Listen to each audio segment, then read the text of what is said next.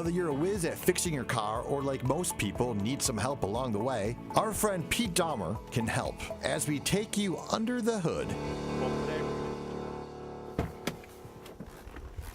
I'm Pete with PRD Performance, and this is Under the Hood.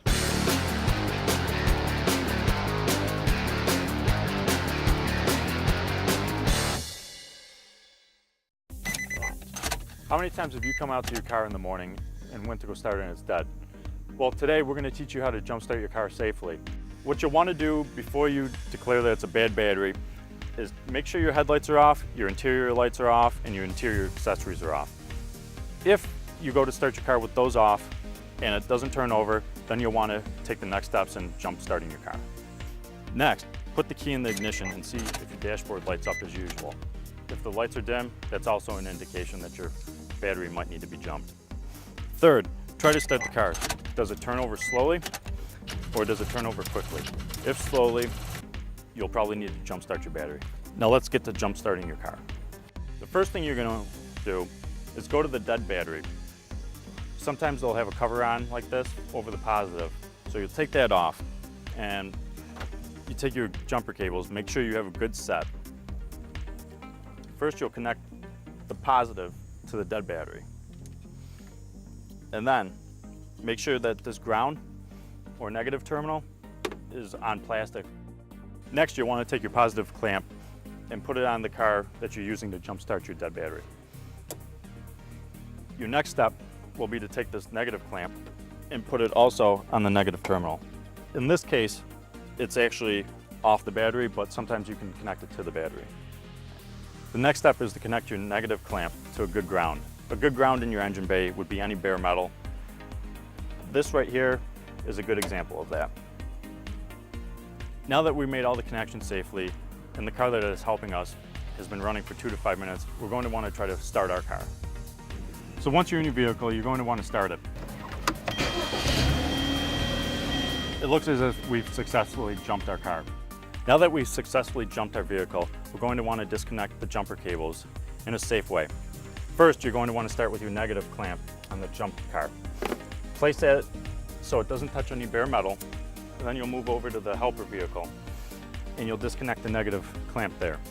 Then you start with the positive, disconnect that, and you'll move your way back to the jump vehicle's positive. Make sure they stay away from the vehicle and you've successfully jump started your car. I'm Pete with PRD Performance. Thanks for joining me under the hood. We'll see you next time on Drive With Me TV.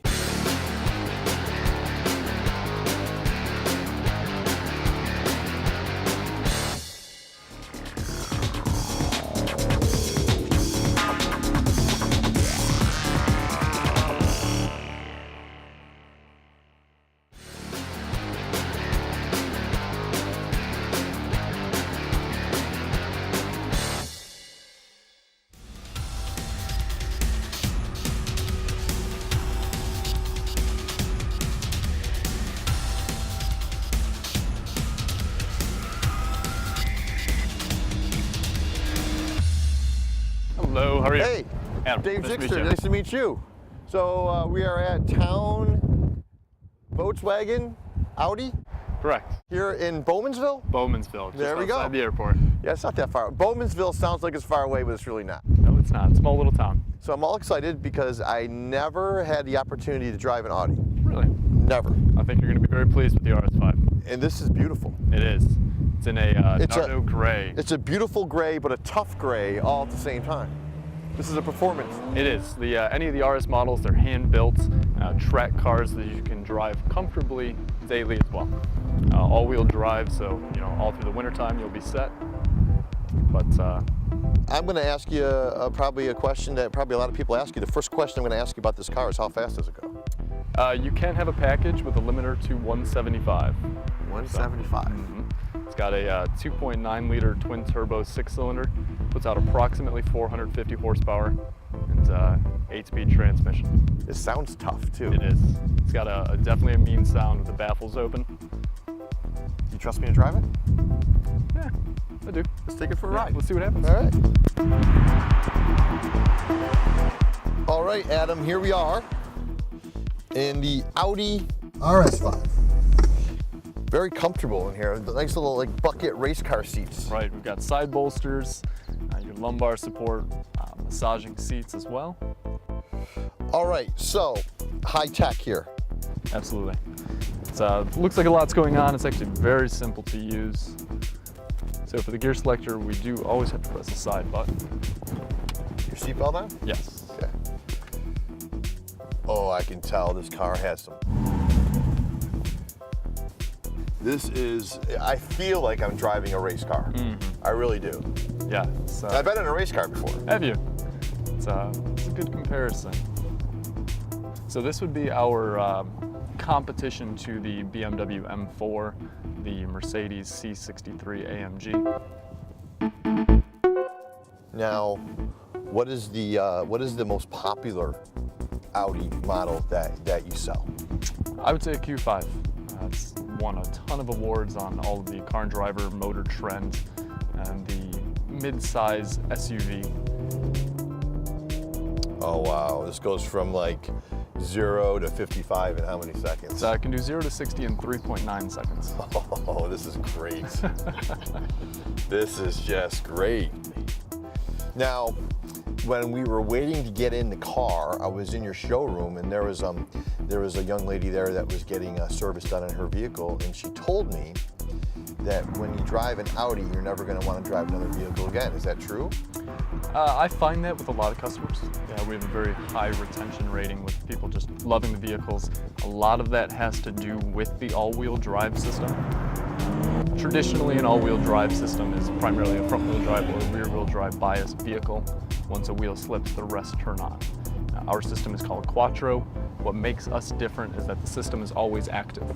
So rather than waiting for a wheel to slip, what it's doing is it's always looking for the wheels that are the hardest to turn, meaning the most grip, sending power to those wheels. That's amazing. So in turn, the system is active before it has to be.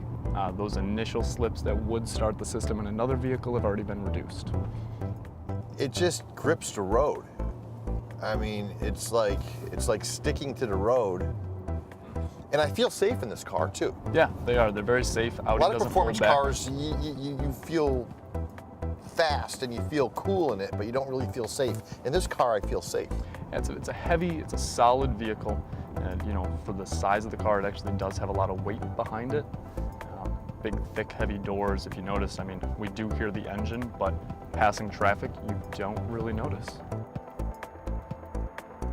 And a vehicle like this, an R5 Audi, starts at about what? We can be in the low 80s.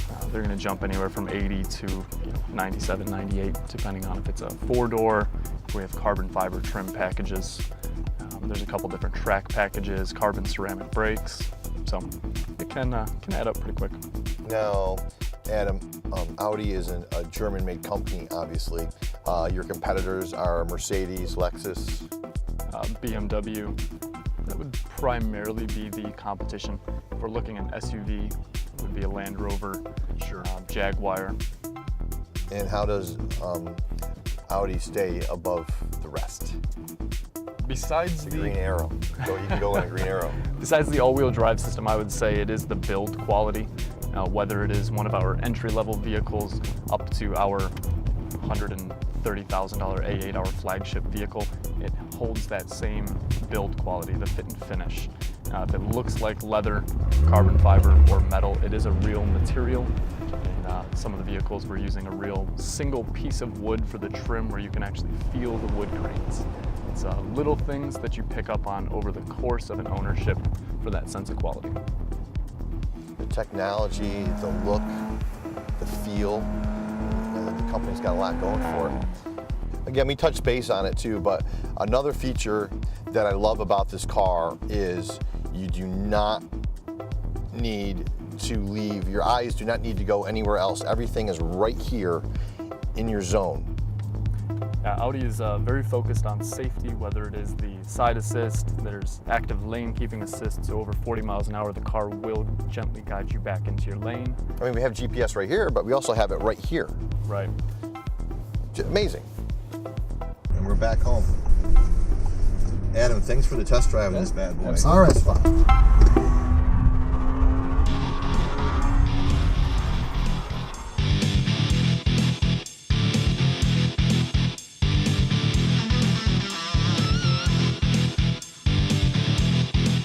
That's it for this edition of Drive With Me TV, Western New York's only automotive television show. Tell us what you think. Join the conversation at WBBZ-TV on Facebook and at WBBZ on Twitter.